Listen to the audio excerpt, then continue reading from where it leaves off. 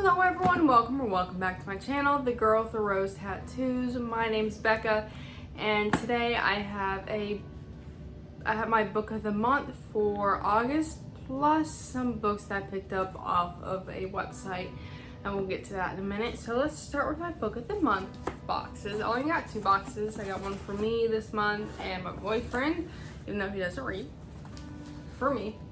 And this one is my boyfriend's, Louise.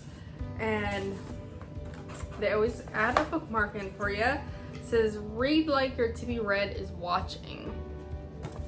I have a large to be read.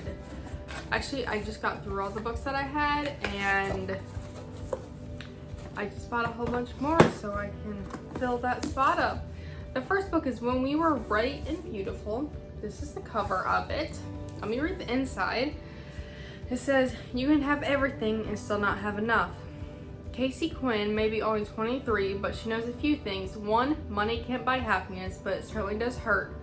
2, family comes first. 3, her younger brother Billy is not a rapist. When Billy, a junior at Princeton, is arrested for assaulting his on-again, off-again girlfriend, Casey races home to Manhattan to join forces with her parents and older brother. While certain of his innocence, the Quinns know that Billy fits the all-too-familiar sex offender profile. White, athletic, and privileged. That makes headlines and sways juries, so as the clock ticks and the law closes in, the family scrambles to hire the best defense money can buy. Meanwhile, Cassie struggles to understand why Billy's ex would go this far, even if the breakup was painful. She knows better than anyone how the end of first love can destroy someone. Her own years-long affair with a powerful, charismatic man left her shattered, and she's only recently regained her footing.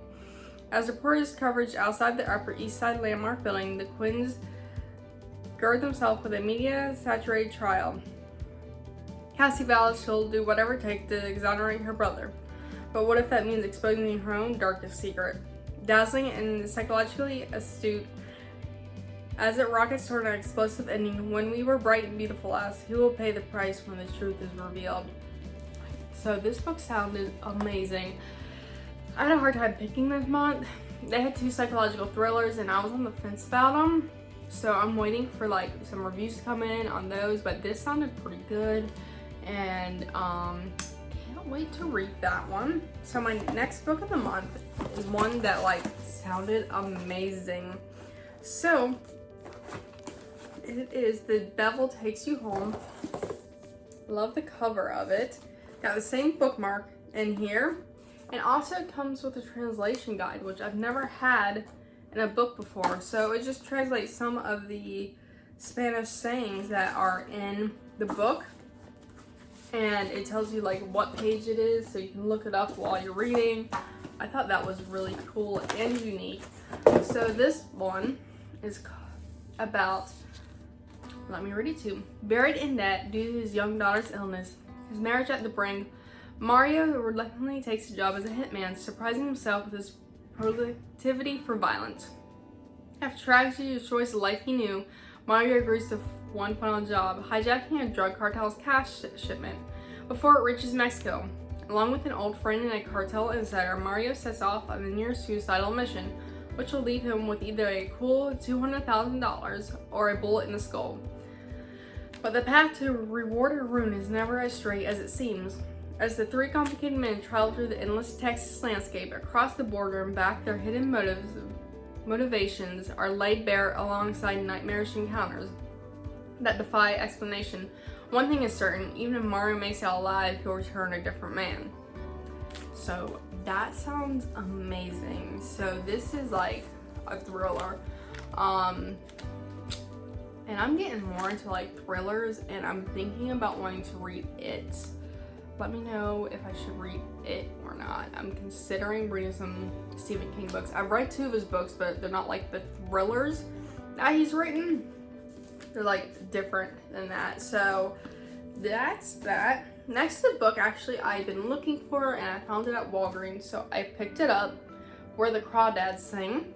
So this says, for years rumors of the Marsh Girl have haunted Barkley Cove, a quiet town on the North Carolina coast. So in late 1969, when handsome Chase Andrews is found dead, the locals immediately suspect Kaya Clark, the so-called Marsh Girl. But Kaya is not what they say, sensitive and intelligent. She has survived for years alone in Mars that she calls home, finding friends in the gulls and lessons in the sand. When the time comes, when she yearns to be touched in love, when two young men from town become intrigued by her wild beauty, Kaya opens herself to new life until the unthinkable happens. I've heard people rave about this book. I've heard so many amazing things that I cannot wait to read this. And this is my next book to read on my list. I am almost done with the book I'm reading now, and so this is going to be my next read. Next, I tried a new website called secondsale.com. I will link them down below. They resell books. And they resell them at pretty good prices, unless the books are like new or very popular. They're not as cheap, but I'm excited. Oh, I accidentally bought a audiobook, apparently. So, whoopsies, I guess I need to read the description better, but I accidentally bought, I don't listen to audiobooks because I can't pay attention enough, but this is The Fierce Kingdom, a novel by Jen Phillips. I'm gonna have to either return it or resell it to them because I don't read audiobooks, but this was like $4, so it's okay. Whoopsies. So also you can resell your books on their website too. I just gave them a large shipment of books. So after I'm done reading the books, I'll probably resell it to them. Unless I like absolutely love the book, then I will keep it. Next book I got was The 7.5 Deaths of Evelyn Hardcastle. So it says, winner of the Costa First Novel Award, the most intensive bestseller of the year, twists together mysteries such unexpected creativity will leave readers guessing until the very last page. The rules of Blackheath. Evelyn Hardcastle will be murdered at 11 p.m. There are 8 days and 8 witnesses for you to inhabit. We will only let you escape once you tell us the name of the killer. Understood? Then let's begin. Evelyn Hardcastle will die every day until Aiden Bishop can identify the killer and break the cycle. But every time the day begins again, Aiden wakes up in the body of a different guest, and some of his hosts are more helpful than others. This sounds freaking amazing. I cannot wait to read this book, and I'm super excited for it. Yeah, it says sell your books at sellbackyourbook.com.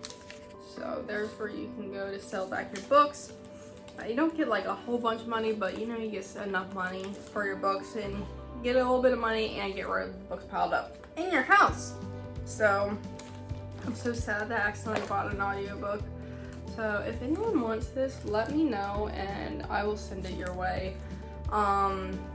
It looks like a really good book, so I'm sad it's audio. But if someone wants it, let me know because I'll give it to you for sure. So this next book is The Girl with the Dragon Tattoo, which is what my channel is named after, kind of like a play on this book here. It's also a movie. So the back reads, Stieg Larsson, The Girl with the Dragon Tattoo combines murder mysteries, family saga, love story, and financial intrigue into a complex atmospheric novel. Harriet Vanger, a scion of one of Sweden's wealthiest families, disappeared after 40 years ago. All these years later, her aged uncle continues to seek the truth. He hires Michaela Blomkvist, a crusading journalist recently trapped by a liberal conviction. To investigate, he's aided by the Pearson tattoo punk prodigy Elizabeth Salander. Together they tap into a vein of iniquity and corruption. So this sounds good too. I wanted to buy so many books on there, but I was like, you know, you gotta pace yourself. You can't buy too many. You can only read so many. Like, I get in these modes where I just want to buy books, but I don't want to read books. And then all I want to do, sometimes all I do is want to read. Anyone else get like that? So, next book is called The Unhoneymooners, which sounds hilarious. And I love the color. So, Olive Torres is used to being the unlucky twin from inexplicable mishaps to recent layoff. Her life seems to be almost comically jinxed. By contrast, her sister Amy is eternal champion. She managed to finance her entire wedding by winning a slew of contests. Unfortunately for Olive, the only thing worse than constant bad luck is having to spend the wedding with the best man and her nemesis Ethan Thomas. Olive braced herself for wedding hell, determined to put on a brave face, but when the entire wedding party gets food poisoning, the only people who aren't affected are Olive and Ethan. Suddenly there's a free honeymoon up for grabs, and Olive be damned if Ethan gets to enjoy paradise solo. Agreeing to take temporary truce, the pair head for Maui. After all, 10 days of bliss are worth having to assume the role of loving newlyweds, right? But the weird thing is, Olive doesn't mind playing pretend. In fact, the more she pretends to be the luckiest woman alive, the more it feels like she might be. So I am excited to read this book. And then, so that's like the only romantic comedy. So I do enjoy some romantic comedies. I like going back and forth between liking them. I prefer thrillers, but sometimes, you gotta mix it up with a romantic comedy. Next one is 14 Ways to Die. I like the cover of this one. You have to murder at least 3 people to be called a serial killer. The Magpie Man is looking for his 14th victim. When Jess was 7, her mother was murdered by the Magpie Man. She was the first of his victims, but not the last.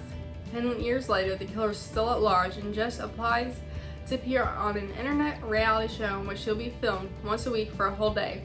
All her social media, every text, and all personal interaction will be seen by viewers. She knows this is her chance to remind the public of what she has lost and finally find the vital clue that will lead her to her mother's killer. When the show starts airing, Jess becomes public property and her life is an open book, just waiting to be read. Then anonymous texts start and Jess begins to realize that the Magpie Man is watching her every move. Told in short and intense chapters, Jess' stories about risking everything to cover a killer before he strikes in, even if she might be his next victim. It sounds like another amazing book, and I cannot wait to read this one too. So I am stacked up on books for hopefully next month, and then I'll probably go to that website again and buy a couple more books, because there's a couple more books I have on my list that I definitely want to read. So before we head on, I forgot to mention in the beginning, I have some announcements to make. The first one is that I decided to start making fantasy pins. My first fantasy pin pre-sale is live on my Instagram. I will link it down below. I need 14 more spots to fill, so we can send this to the manufacturer. I would really appreciate if you help me out, get this first pin in production, and I would love to make more pins for you guys. And the first pin is Winnie the Pooh theme, and it's adorable. And number 2 is I'm going to be selling quite a few of my Disney merchandise. I'm just kind of clearing out and downsizing. And I sell on Mercari. I've been a seller on Mercari for like years now. But I will link my Mercari down below so you guys can look and see if you want to buy anything. I find it easier to sell on Mercari for shipping reasons. And definitely would like for you guys to check out my Mercari and buy some stuff, Would love to share my Disney items that I don't love anymore to someone that does love them. So that is it for this video, guys. I hope you enjoyed. Let me know if you read any of these books. Definitely give me some book suggestions down below. And I will see everyone in the next video very soon. Bye!